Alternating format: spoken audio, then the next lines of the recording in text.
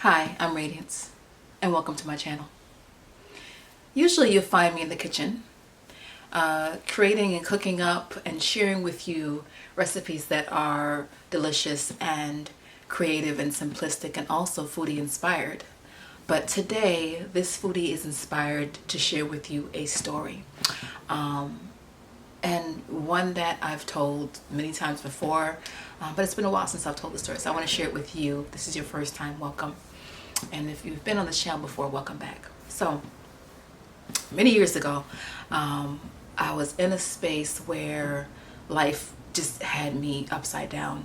I went from having no job prospects and doing some gratitude work and to then having 5 jobs, like a true Jamaican, yes. But anyway, I ended up having 5 jobs. They were part-time.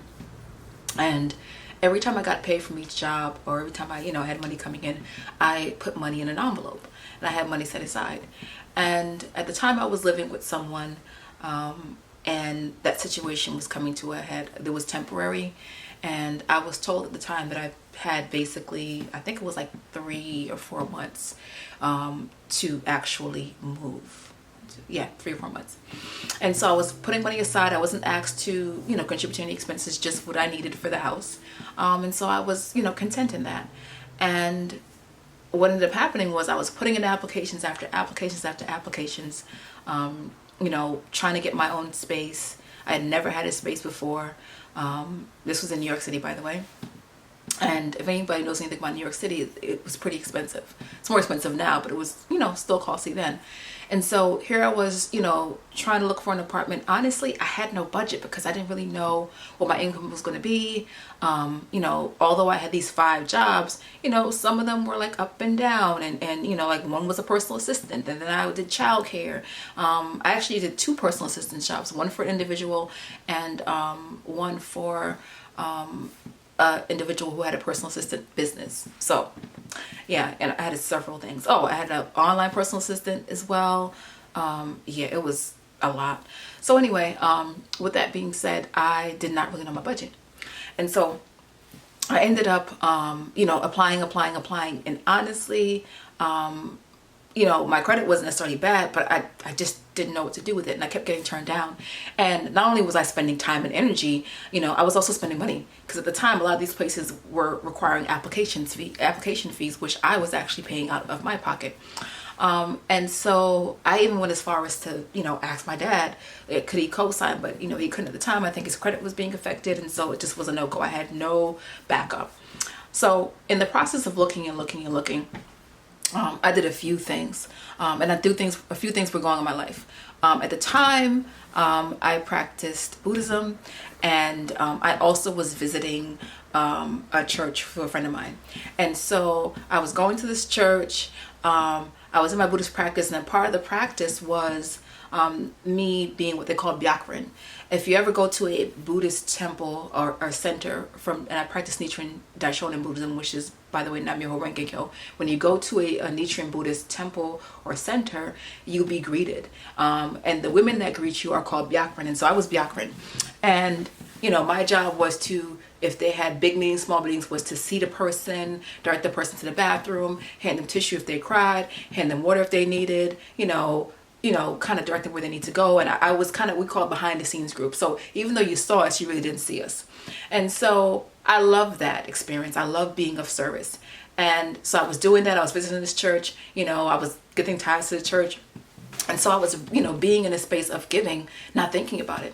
And so, fast forward a little bit to, here I had, let's say like 2.5 months left where I had to move. And the person who I was living with at the time basically decided that, hey, I want you out sooner. And I never forget it. We weren't on bad terms per se. This is somebody that I dated and then stopped dating. But the point is, they were like, look, I'm going to this convention, and the convention is in like another month, and I don't want you here while I'm at the convention. And I was like, what? And I was floored. I was so upset. So it actually shortened the time in which I had to, get my own space. And so I ended up just really being in a panic. I was trying to really be in faith, but honestly, it's like I was losing it. And I remember going to a prayer meeting, which is a Buddhist prayer meeting. And it was a meeting with other members. And I wasn't even in this good space. And I remember going to this meeting and being in a bad mood. And a friend of mine, Dana, was like, hey, you're still looking for a place? And I said, yeah. She said, well, I know someone who's looking, or who's, has a space. I'm going to connect you. And so I ended up connecting with this woman. And, it didn't work out. She had found someone else or something like that happened. We spoke, but it was just like one of those situations where it was like, So I kept looking. I really had almost given up. I kept volunteering my time. I kept serving at the Buddhist center. I kept going to church. I kept being of service. Once again, not thinking about it. But what happened was I ended up going to another meeting, and I still wasn't in the best space. And I almost didn't go to that meeting, believe it or not. And I ended up going, and I saw my same friend, and she was like, I heard that, that apartment fell through. I said, what do you mean fell through? And she's like, yeah, the person that had it, it fell through and they're still looking.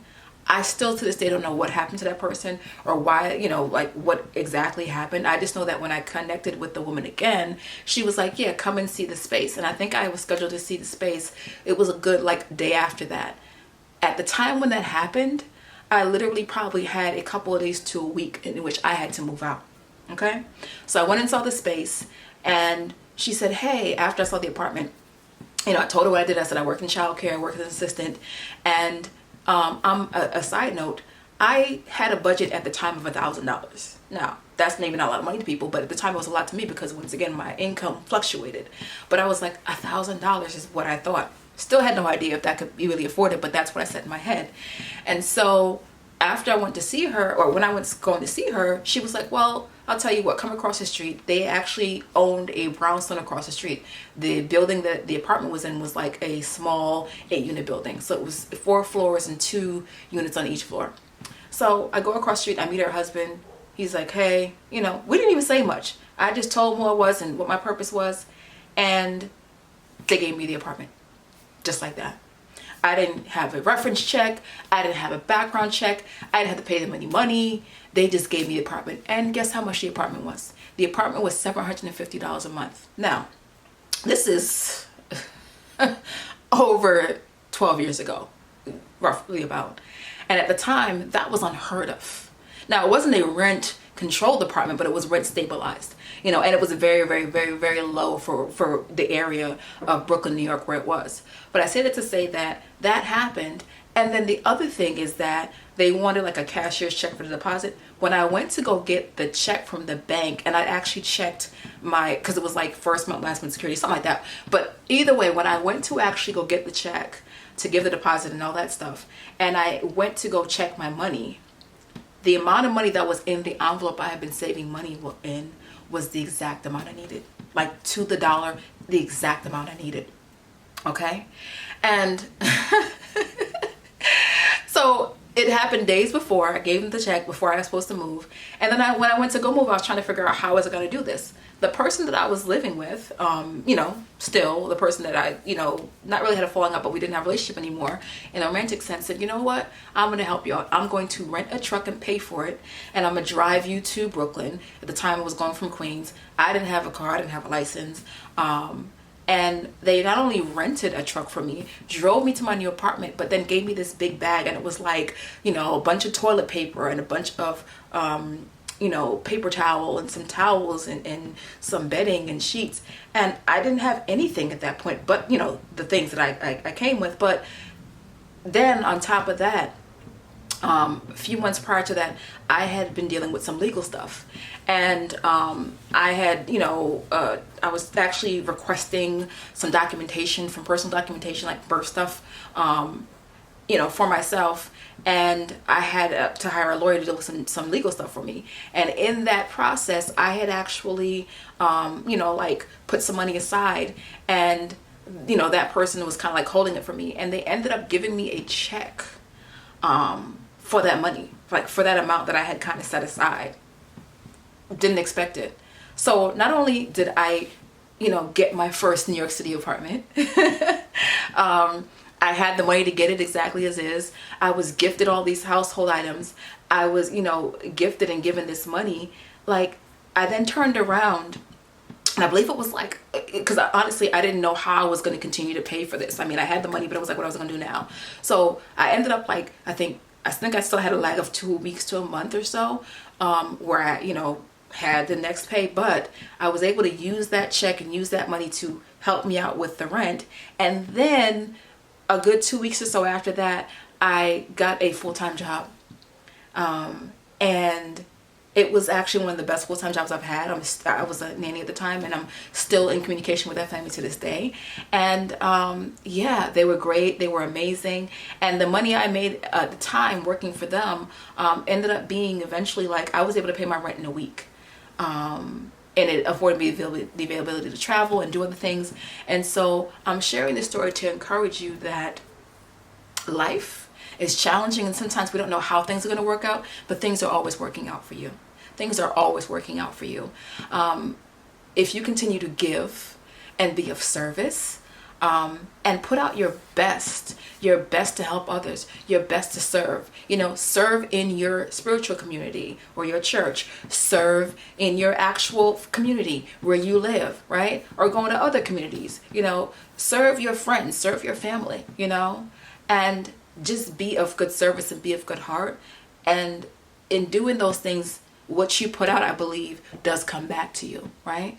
And also, sometimes having an expectation, not only that, the expectations are sometimes met and far beyond what you believe. Me having an amount in mind, even though I wasn't totally clear about that amount was not only met, but then I was able to pay less, and I didn't know, and I was able to actually be able to afford that eventually. It happened right on time. So I say this to say to you that be encouraged, be inspired, keep going. No matter what, keep going. No matter what, keep growing. No matter what, keep doing the work. No matter what, keep serving, keep giving, right?